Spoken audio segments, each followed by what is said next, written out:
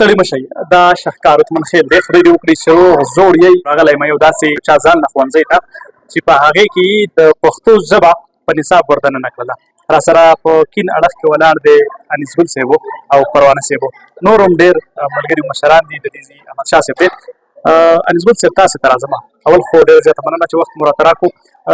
دغه پښتو ژبه یې لازمي وګرځوله. د پښتو ټپه دا زما پښتو زما سرمن ده، دا نورې ژبې د لباس په شانې دي نه. نو پښتو خو پکار ده چې زمونږ مارکېټ ژبه شي، زمونږ د اډۍ ژبه شي، زمونږ د ښوونځیو ژبه شي، زمونږ د میډیا او د اخبار ژبه شي، زمونږ د دسترخوان د خواوشا د ناستې ژبه شي، زمونږ د چرګۍ د غاړې ژبه شي.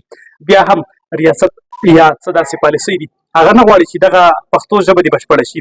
خو که بل اړخ ته وګورو نو زمونږ ایالتي جرګې یو حکمنامه یو نوټس هم جاري کړی دی زمونږ ښوونځیو ته چې تاسو پښتو د نصاب ژبه وګرځوئ. بیا هم زمونږ سرکاري سکولونه چې څومره هم دي ښوونځي دغه خو به پرېږدو، را به شو پرایویټو ښوونځیو ته.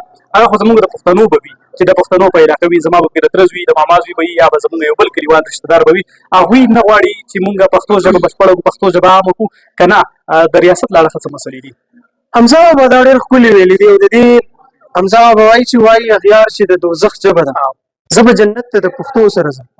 دې شعر ته که موږ وګورو نو حمزه بابا په دې کې بیخي د دې وطن هغه پروپیګنډې کوم چې ریاست کړي دي وخت په وخت، یا د پښتنو هغه سوچ دی چې هغه خبره را رسولې ده، نو هغه یې بالکل بډاګه کړې ده.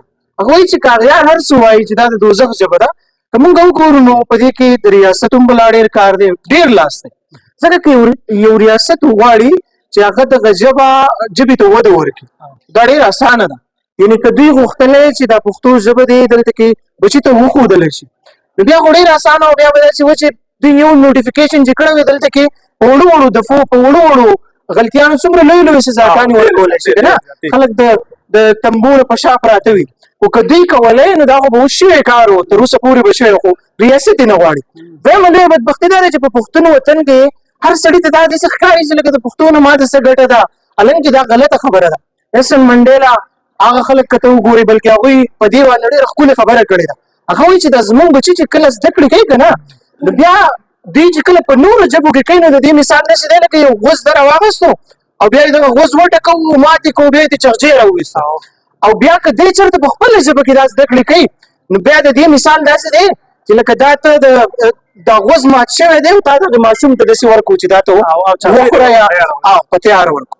نو دې خبرې د سوچ پکار دی. زه نن موږ په ګرین ویلي پبلک سکول یا په دغه ښوونځي کې موږ ولاړ یو، دغه د پرنسپل صاحب موږ ته مخامخ ولاړ، زه د دې ډېره مننه کوم. دا د سوات او د دیر په دې بارډر باندې دلته کې دا کوشش او هڅه وکړه. نو دغه خبره ده، ریاست هم خپل کار کوي او بیا زموږ ولس هغه نه غواړي.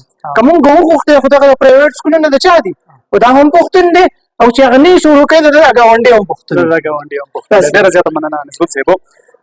همدغه خبره ده، دوه خبرې، دوه نشوړه د ده د خبرې چې یو خو ریاست نه غواړي، بل موږ پښتانه په خپله باندې نه غواړو چې زموږ پښتو دې د ښوونځیو ژبه شي.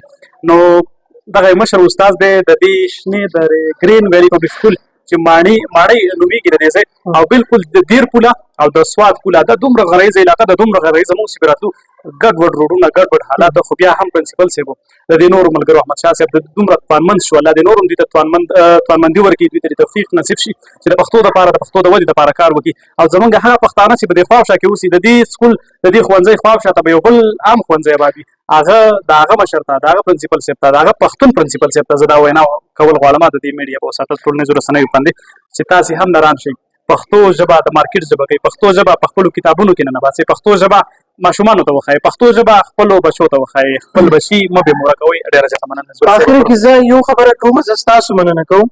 دا زموږ میلمانه دا مشرتابه پرنسپل ولاړ دی، تاسو د دې ټولې ماڼۍ په شریکه بلکې د ټول سوات میلمانه ستا په رنګ زلمي که ډېر شو نو بیا خو ډېره اسانه ده چې زموږ پښتو ژبه به مخ په وړاندې ومځي او هغوی ته به موږ په رښتوني ډول کار وکړو. خوشحاله اوسئ. ستاسو مننه. ډېره مننه. پروانه صاحب ډېره زیاته مننه.